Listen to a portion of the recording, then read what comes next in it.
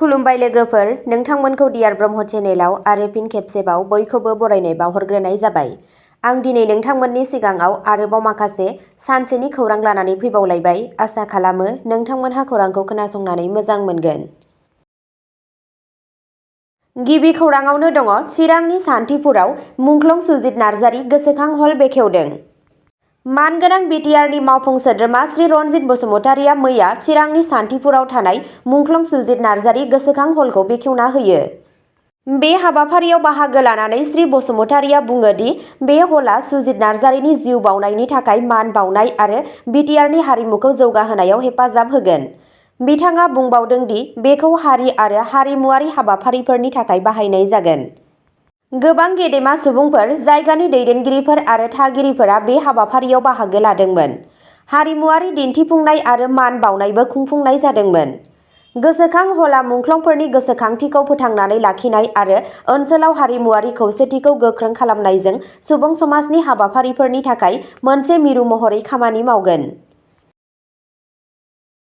नैथि खौराङाव दङ बिपिएफआ देरहागोना रोखा, इउपिपिएलआ हारसिङैनो जुजिनो गोहो गैया, हाग्रामा महिलारी।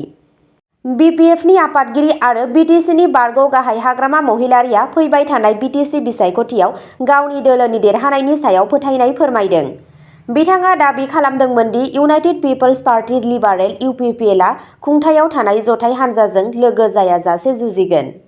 बुधबाराव सामथाइबारिनि बाथौ खेराइ रिजर्टआव जानाय मोनसे हाबाफारियाव बाहागो लानानै महिलारीआ बिटिसिनि गाहाय आरो इउपिपिएलनि आफादगिरि प्रमद बर'खौ सोंखारिनानै बुङो दि इउपिपिएलआ उदाङै बिसायख'थि गेलेनो गोहो गैया।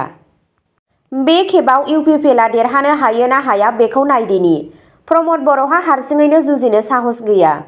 जुदि खाफालआ बिथांनि फारसे दं, अब्ला बियो देरहानो हागौ, नङाब्ला बियो जेबो मोन्नाय नङा, महिलारीआ बुंदोंमोन।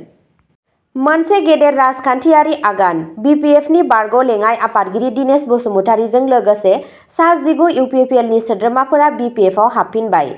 महिलारीआ दाबि खालामदोंमोन दि बसुमतारिया नारसिननायाव ओंखारलांदोंमोन नाथाय उनाव हमदांनो हादोंमोन दि बिथाङा इउपिपिएलनि सिङाव खामानि मावनो हाया। बसुमतारिखौ इउपिपिएलनि दैदेनगिरि काम्पा बरग'यारिया नारसिननानै लांदोंमोन, नाथाय इउपिपिएलआव हाबनायनि उनाव बिथाङा बिसोरजों खामानि मावनो गोब्राब मोनदोंमोन। बेनिखायनो बिथाङा फैफिनबाय होनना महिलारीआ बुंबावो। 29 मार्च खालि इउपिपिएलनि दैदेनगिरि काम्पा बरग'यारिया बुंदोंमोन दि गोनांथि जायोब्ला इउपिपिएलआ बिटिसि बिसायख'थियाव हारसिङैनो बिसायख'थि गेलेगोन।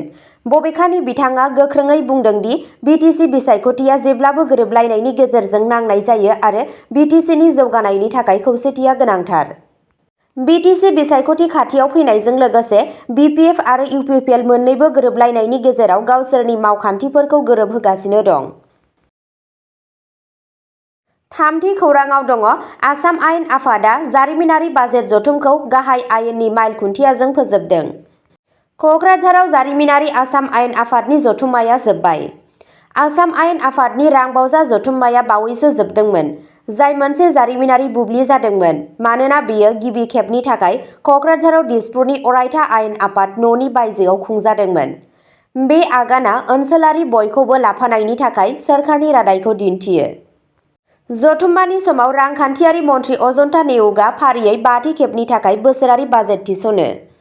रांबावजाया आसामाव आइजोफोरखौ गोहो होनो थाखाय नाजाबाय थानायनि सायाव नोजोर होदोंमोन।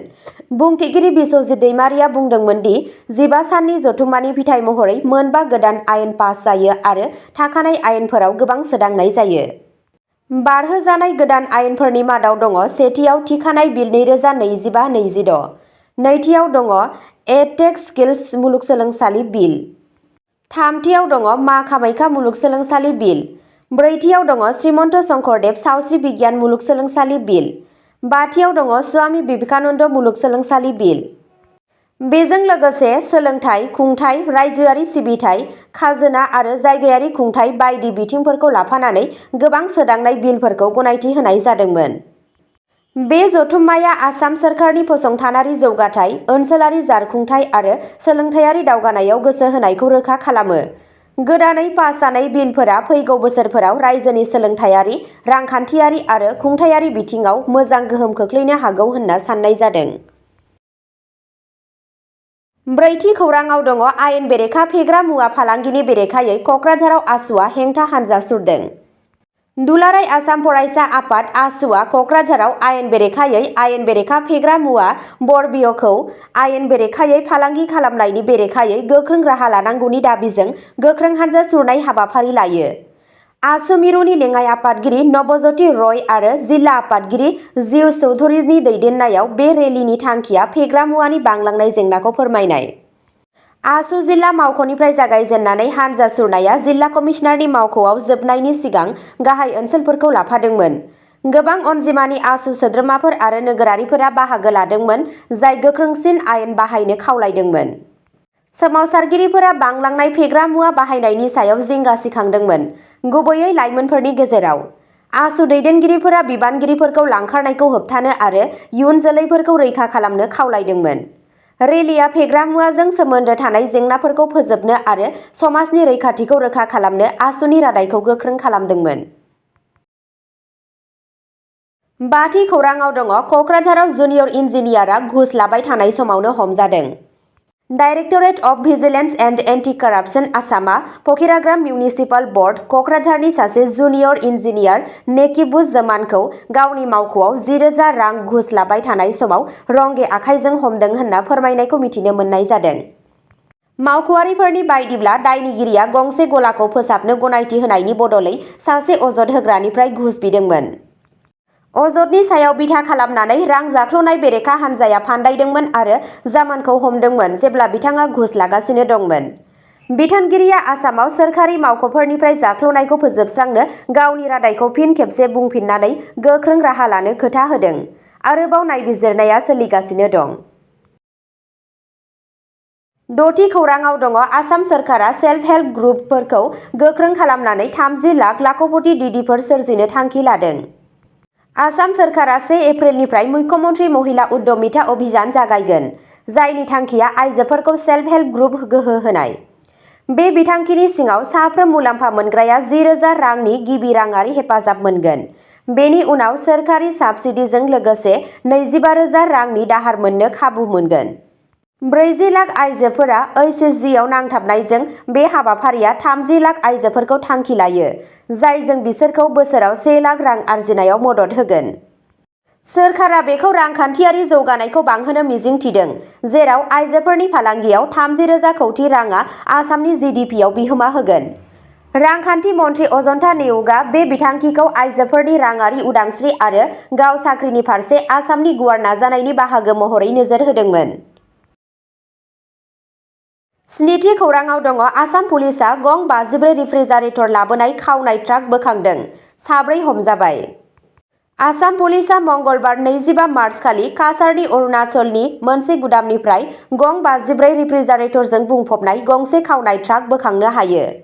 गोमानाय गारिखौ खावनायनि नायबिजिरनायनि बाहागो महरै ट्रेक खालामनाय जादोंमोन। श्रीभूमि पुलिसआ एक्सआव बुंदोंमोन, गुवाहाटीनिफ्राय त्रिपुरासिम 54 रेफ्रिजारेटर रोगाग्रा गंसे गोमानाय ट्राकखौ अरुणाचल काछारनि मोनसे गुदामनिफ्राय बोखांनाय जादोंमोन। गोग्लैसोनाय सोमोन्दोखौ नागिरनानै गासै 4 दायनिगिरि सुबुंफोरखौ खानाय जादोंमोन। आरोबाव नायबिजिरनाया सोलिगासिनो दं। 8थि खौराङाव दङ मिज'रामाव 1.13 कौटि रांनि हेर'इनजों लोगोसे 3 आसामनि थागिरिफोरखौ हमदों। आसाम राइफल्सनि जवानफोरा भारत-म्यानमार सिमानि साखाथियाव मिज'रामनि चाम्पाइ जिल्लायाव जखावथार गामिनि खाथियाव आसामनि 3 थागिरिफोरखौ खादोंमोन।